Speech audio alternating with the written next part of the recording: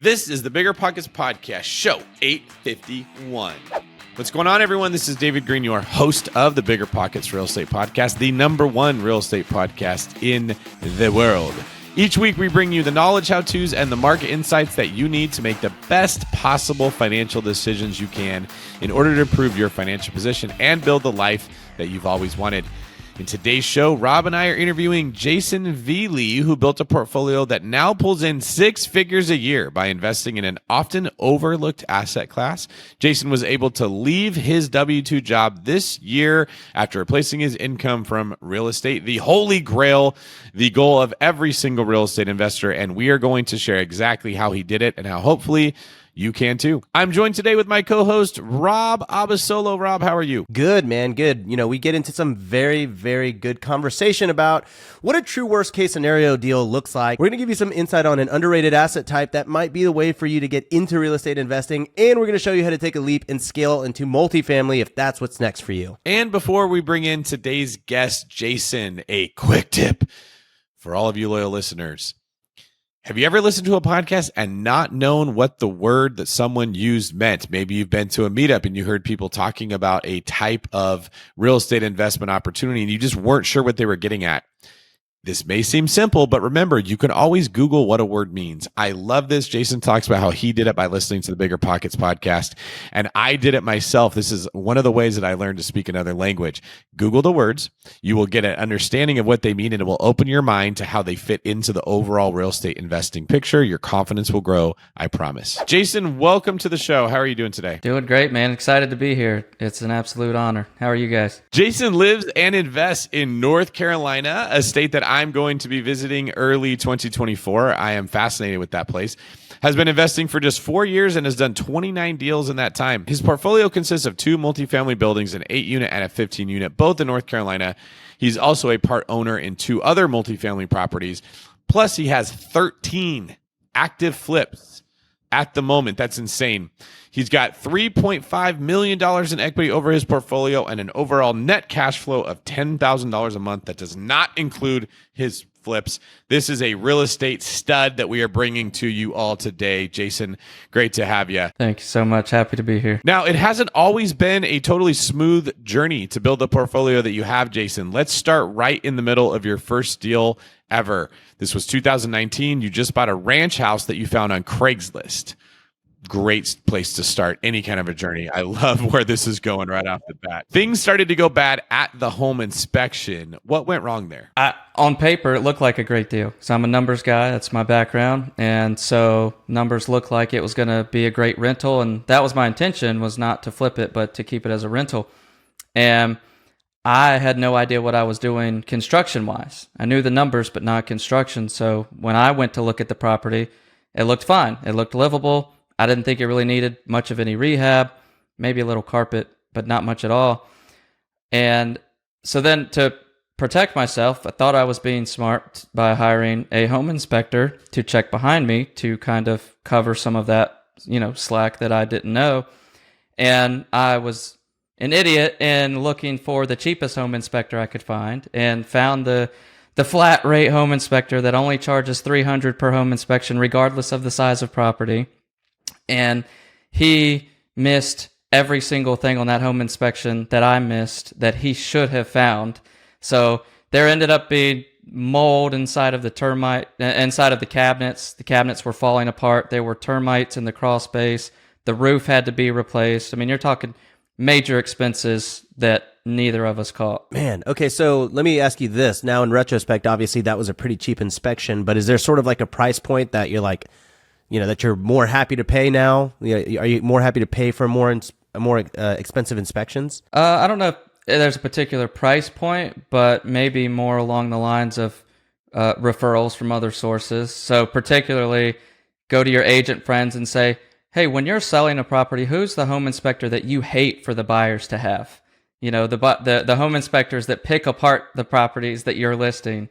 Those are probably the good ones that you want on your side, inspecting the ones that you're trying to buy. That's a great piece of advice and insight right there. Yeah, absolutely. I think the best thing to do, and I wish I would have been smart enough back then to do this, would be to find somebody that's in the position that I'm in now, that has done this several times, that knows what to look for, and just ask them to come with you.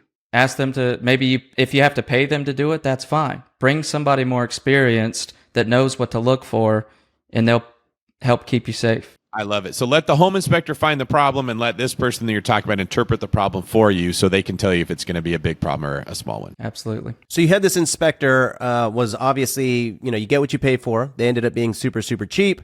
Then, as I understand it, things didn't go so well with your contractor on that property. Can you tell us a little bit about how much you lost with that contractor? I know. It was about $16,000 that I could not really afford to lose. Why did you lose $16,000 specifically? Did you just come in over budget? Did the contractor walk out on you? Tell us a little bit about that. Yeah, so a lot of it was my naivety around contracts and scope of work with the contractor. The contractor had asked for a fairly large initial draw to get started with the job, which I thought was reasonable because some of the items like the roofing material and HVAC were going to be pretty expensive.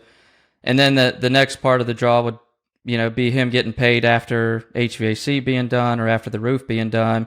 Well, problem is he had the HVAC guy go install the HVAC and then get a draw from me. And then I found out later that he never even paid the HVAC guy. So they came hunting me down for the money. And then he sent me pictures for part of the roof that he finished. And he told me that he finished the roof. I wasn't smart enough to go out there and get my eyes on it and check the work myself. And it turns out that he left an entire portion of the roof completely uncovered, raw sheathing exposed to the elements. And here I am having just paid him extra money. Dang. All right, so you had a pergola inside your house. Not an ideal place to have one. I feel like all good real estate investors go through this. I lost about $6,000 to a contractor who said he was doing all this work. Same thing. He sent me photos, and I was like, great. And it turns out that he was only showing me partial photos, and I felt kind of dumb because I had a working relationship with them on other projects. So things get worse from here. Were you able to rent out this property? I was not. The house was unlivable, unsafe as it was. All right. How did things turn out when you weren't able to put a tenant in there and you lost money on the contractor and you had an issue with all the stuff that was missed in the home inspection? Yeah. So I ended up having to just float the PITI payment of $351 a month for roughly 2 years before I eventually had cash to have another contractor go back in and actually complete the work. And then at that point, I absolutely hated that property. I couldn't get rid of it fast enough. I remember those drives. It was like 35 minutes away from my house, and just driving down the road and just like seeing certain trees getting close to that house. I'm like, oh, that stupid tree. I'm tired of seeing that tree. And then we get to that house, and it was just, I was just so ready to be done with it. And so I ended up selling it. And at the end of the day, I should have lost a lot of money on that. But because, as we know, real estate is forgiving with time, the market appreciated in those 2 years, and I was able to basically break even at the end of it. In Vegas, they say a push is a win. So honestly, I don't think that's all that bad. So is this the scenario that you had imagined when you were running your numbers on the deal? I got to imagine you probably had different expectations for how things were going to turn out. Oh, yeah. I knew it was going to be terrible, and I still bought it anyway. Yeah. Oh, you knew? Of course not. Of course not. That was sarcasm, Rob. Jason, very well delivered. You got me. Usually I can dish it out, but it's rare that you get me. All right. Well, now I feel dumb. Yeah. In all seriousness, though, I knew when I looked at the numbers that absolute worst case scenario, if I couldn't rent it out, if I couldn't get a tenant, whatever, that I was going to have to come out of pocket that $351 a month. And I knew that with my personal finances, I could handle that. That if I had to float that for however long, it wasn't going to put my family's financial stability in jeopardy. Yeah. Well, we know that things did get better from there based on the numbers that we ran at the top of the show. And we're going to break down those strategies you used to get there after the break. All right. Welcome back. We're here with Jason Velie, who just walked us through his first deal, a bit of a nightmare, where he learned some lessons the hard way. Luckily, Jason's story is about to take a turn for the positive. All right. From there, Jason, you continued your investing journey by flipping an unusual and some would say underrated asset class, manufactured homes. We don't hear about these very often. Can you tell us what some of the advantages are with this asset class? Absolutely. So I'll clarify just by saying that I only flip them when they come with the land. I don't do anything with them if they're just, literally mobile homes. But for me, they're in the area that we live in, there are a lot of manufactured home neighborhoods. They're everywhere. So there's a lot of opportunity. There's lower barrier to entry because the price points are lower. So either the amount of cash you have to bring to the table or borrow is lower, which also helps with affordability, selling, especially with rates as high as they are right now, getting them sold quickly. That sub 300 price range is still going very quickly in our area. One of the biggest things, though, is that I've found that most investors, most house flippers, especially the ones in my area, have shied away from flipping manufactured homes primarily because they don't realize that when they go to sell it, that whoever is buying it, as long as they're buying it as their primary residence, can still get a mortgage on it the same way as you can a stick-built house. You can still get conventional FHA, USDA, VA, as long as they're buying it as a primary. Dang, that's crazy. Yeah, so I guess the misconception there, because I assume that there was some kind of financing on it, but I assume that because it's manufactured, it'd be like a 10 to 12% interest rate. But you're saying you can actually go and get these homes with just regular loans. Yeah, there's a few qualifications that have to be met, but yeah. And what would you say the biggest advantage of this asset class is? To me, the biggest advantage is that there's so much less competition. I mean, I have so many wholesalers in this area that they know I only buy great deals. And so I may not be their top buyer for their stick-built properties because they've got, John Doe next door that's willing to spend more money than I will. But John Doe doesn't touch the manufactured homes. So I'm still at the top of their list for those. So I'm able to get a lot more deal flow by doing those. And out of curiosity, what is your average return on a manufactured home flip? Yeah, I'd say on the low end, about 35,000, unless something drastically goes wrong. And on the higher end, I've made a little over 100,000 on double wide flips before. Really, dude? Consider my mind blown. I didn't even know. Maybe I just don't. I'm picturing like a incorrect home. I'm thinking like a very small kind of like a trailer home. But is a manufactured home, is that what we're talking here, or is it actually like a stick built home but just on like pier and beam blocks? Yeah, no. So I literally mean either a single wide trailer or a double wide trailer that is on a permanent foundation. The wheels and the tongue have been removed, and they qualify for the same types of financing. Let me ask you on that question here. When you were financing these, were you using a mortgage broker? Was there a local bank you were using? Who was the one determining what would qualify for which type of loans? Yeah, so when I was buying them with, short-term money, of course. So the very first manufactured home flip that I did, which was the first true flip that I ever did, was a double wide. And I didn't realize it when I got it under contract, but after calling a bunch of hard money lenders, I realized that most hard money lenders don't want to touch these either.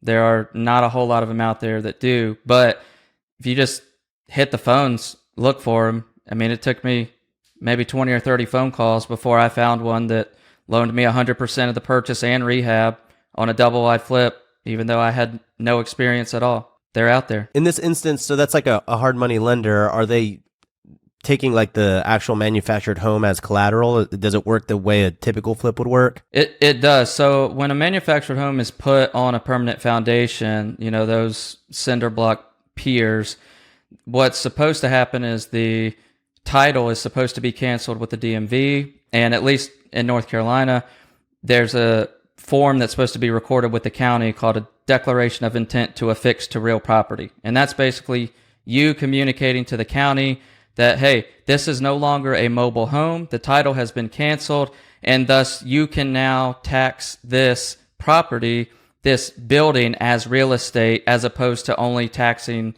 the land as real estate. So it becomes, once you surrender the title and file that form, it then becomes real property. All right, that is great to know. And on that topic, what are some other considerations that people need to know if they also want to invest in this asset type? Yeah, so I think one of the most important things is that people need to know that these do not make a good option for the BRRRR strategy.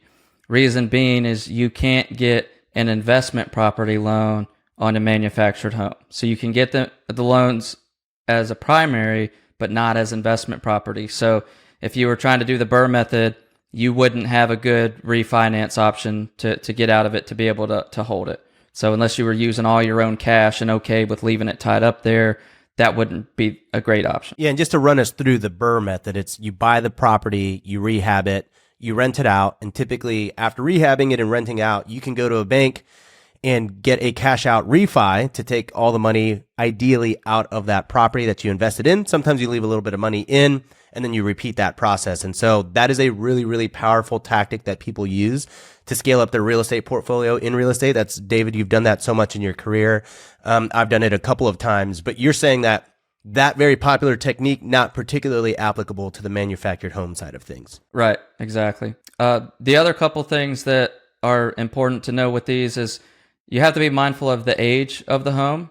I try to not buy any that are older than 1990. I've made slight exceptions before, but reason being is most of the lenders out there, as far as the ones that will be lending to your buyer when you resell it as their primary residence, they're going to tell you that they won't lend on these if they're more than 20 years old. Almost every lender I've talked to has said that. However, almost every one of those lenders breaks that rule and still goes over beyond 20 years old anyway. When you get older than about 1990 or so is whenever they can start to scrutinize a little bit more some of those qualifications. So they might look a little bit more closely at, well, has the structure ever been modified? Was this deck permitted on there? And they might try to find other ways to not finance it. But if they want to and they don't find any other issues, to my knowledge, they're able to finance anything that is newer than 1976, I believe. Because I believe it was 76 when the Department of Transport, or no, when HUD started regulating these, allowing them to be financed. So we've got a couple notes here. You're probably going to sell to a primary buyer, not to an investor. You're probably not going to be able to refinance out of it to hold it as an investment property. So it can be tougher to scale these things if you want to build your own portfolio that way. But they do make good flips because the person buying it can often use conventional financing when it's a primary residence. The age of the home will come under scrutiny. So anything built before 1990 can be tricky. Unless they've modified the structure. And then there's also something about whether it's been moved. Can you talk about if the home has been moved and how that affects the ability to finance it? Absolutely. So I have not flipped one that has been moved in the past, luckily, but from what my lenders have told me, if a manufactured home was ever set up on a site somewhere and then moved to its new site, it can only qualify out of all those financing options. The only one it can qualify for that end buyer is a VA loan.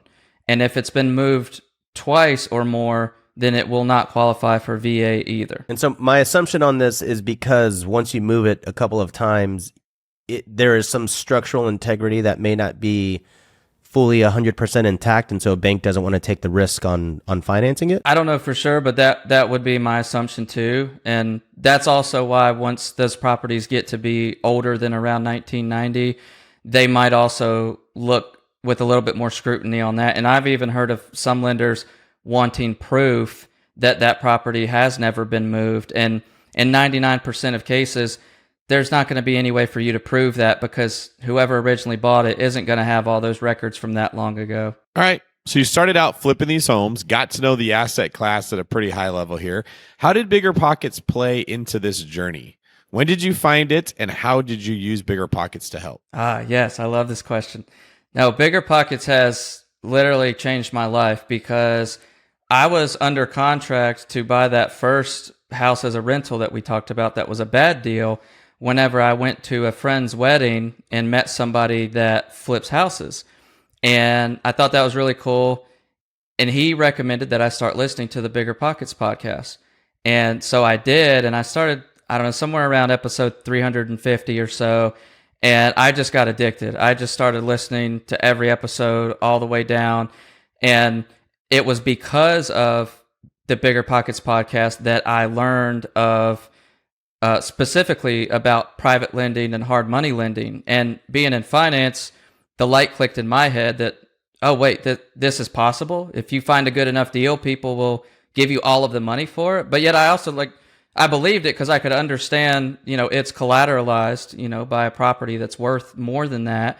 And so the very next month, I bought that first bad deal in October of 2019. The very next month in November was whenever I bought my very first flip, which was the double wide using a hard money loan, all because of what BiggerPockets taught me. I mean, nearly everything that I learned came from these podcast episodes. If it wasn't directly expressed in discussion, certain terms that I didn't know, I would pick it up and then I'd go to Google and type it in and find out, well, they just mentioned this word or this acronym. What does that learn? And then I'd go further down the rabbit trails and in the forums, and I just love every second of it. I think we can all agree there's nothing like BiggerPockets out there. There's no company, there's no website, there's no podcast. I love how it became a framework for you that you would listen to it, and if you heard a term you didn't know, you'd go Google it. Right? That's one of the ways that I learned Spanish. I think I was telling Rob about this in Cabo, that I would listen to music and try to translate the American song into Spanish. And when I hit a word that I didn't know how to translate, I would go Google it. Finding little tricks like that can make learning things a lot easier than when you're just like wandering around in an ocean of stuff you don't understand and don't know where to go. So good on you, dude. I love hearing this story. So after 3 of these flips, you then scale into multifamily, and you started right off with an 8-plex.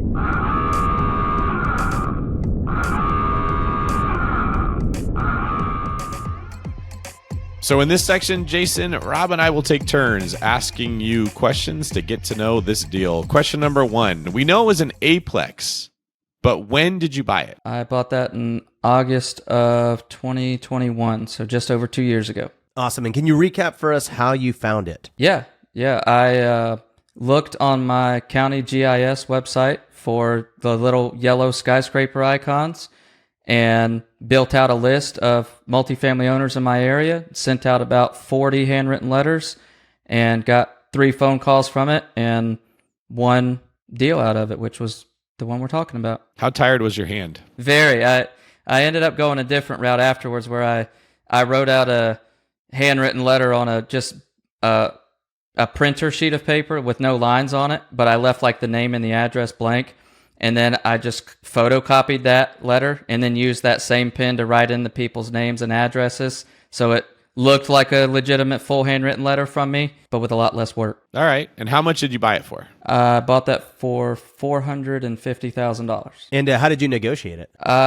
When the seller first called me, I tried to get him to give me a price, and he would not. So I went back and looked at my numbers and determined what I thought it was worth at where the current rents were, and it was a little bit arbitrary. I wasn't looking for a specific cash-on-cash return, and it was also a little bit more about what the pro forma would be, the potential of the property as well.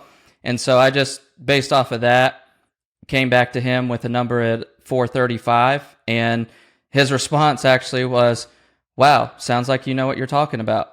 He said, "Wow, sounds like you did your homework." And I was like, "Wait, really? Like, you think that's a good offer?" And so then he goes and talks to his wife and his daughter and comes back, and he asks if I could come up to $450.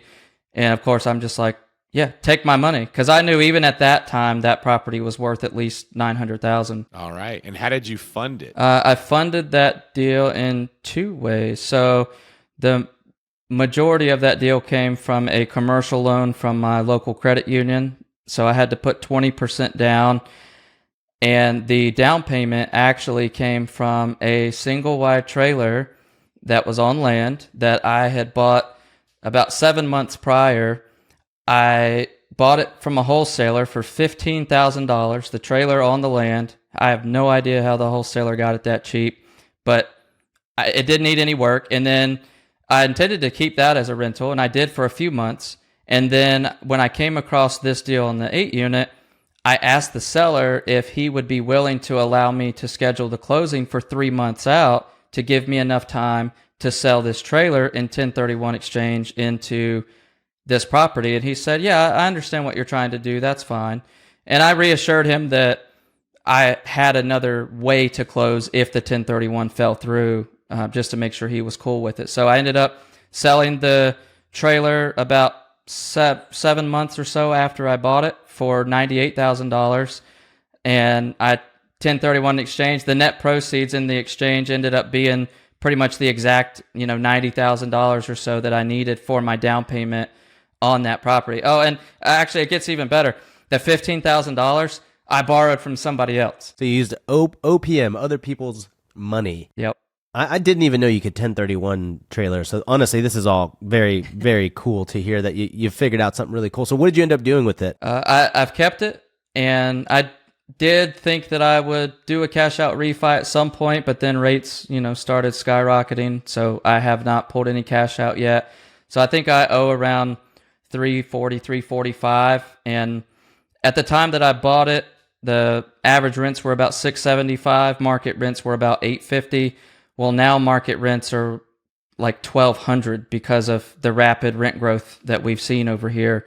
So the property that I bought for $450 is probably now worth around 1.2, and it's cash flowing somewhere around $4,000 a month. So a $15,000 loan from somebody else turned into, nearly $1 million in equity and $4,000 a month in cash flow. It's incredible. That's crazy, man. Congratulations. What a rock star story. I'm so happy to hear. Like, really, I'm tickled, if you will. You've tickled me, Jason. I don't know how I feel about that. If there are people listening who are thinking, man, I wish I could look into a deal like that, what would you recommend listeners should be doing if they want to make the same kind of deal happen? Look for them. Simple as that. I like, there's a quote, I forget who it's from, that's something to the extent of, opportunities of a lifetime show up about twice a year if you're looking for them.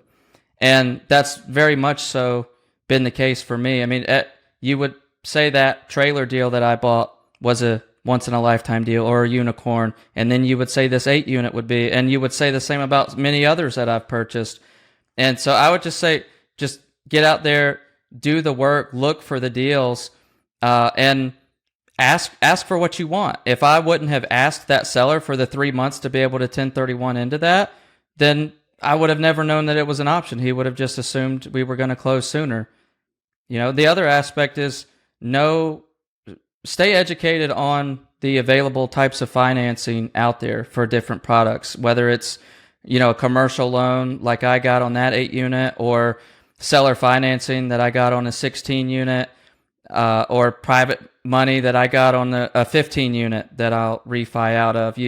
Having all of these tools in your tool belt will help you to take advantage of more of these opportunities as they come across. All right, so you started with $15,000. You turned that into an 8-unit building that now cash flows $4,000 a month.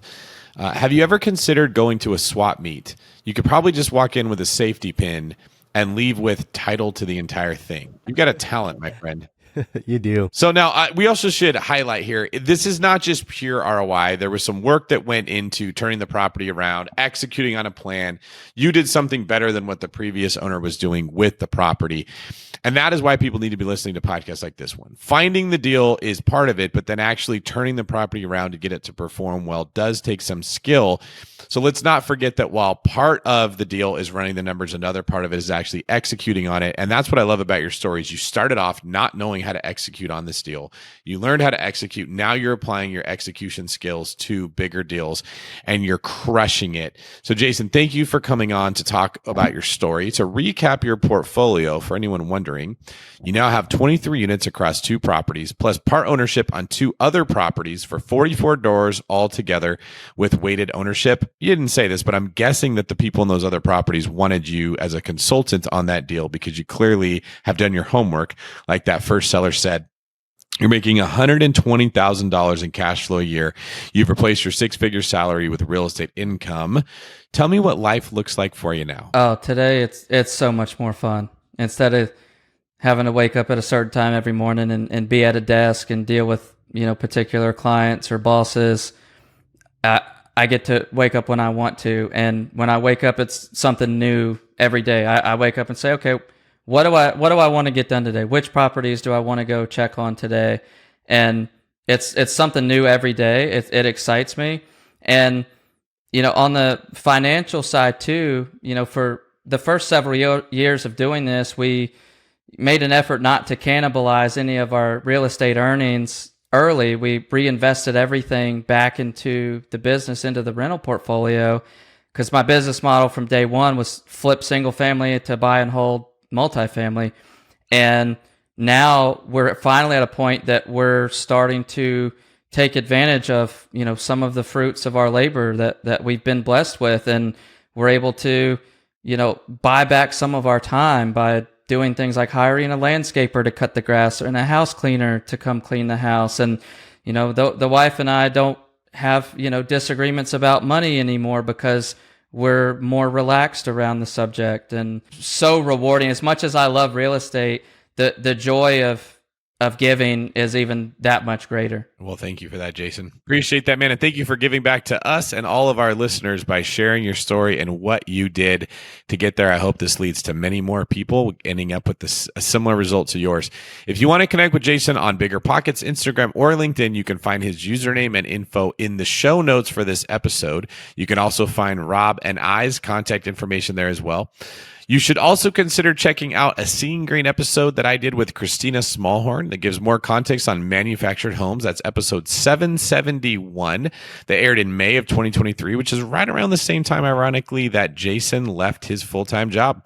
We've got episodes coming up on this feed. Next week, we will have Dave Meyer and James Daynard breaking down the state of real estate investing, including strategies that are working and what to watch out for. You don't want to miss this one, so make sure you check out next week's episode. Jason, anything you want to say before we let you get out of here? No, just thank you guys again. It's been such a blast and a full circle moment for me. I've had a great time. Awesome, man. Well, the cool thing is you've inspired us and you've inspired so many people that will be listening to this episode for the first time. So it truly is full circle. Thank you, Jason. This is David Green for Rob Tickle Me Elmo Abasolo, signing out.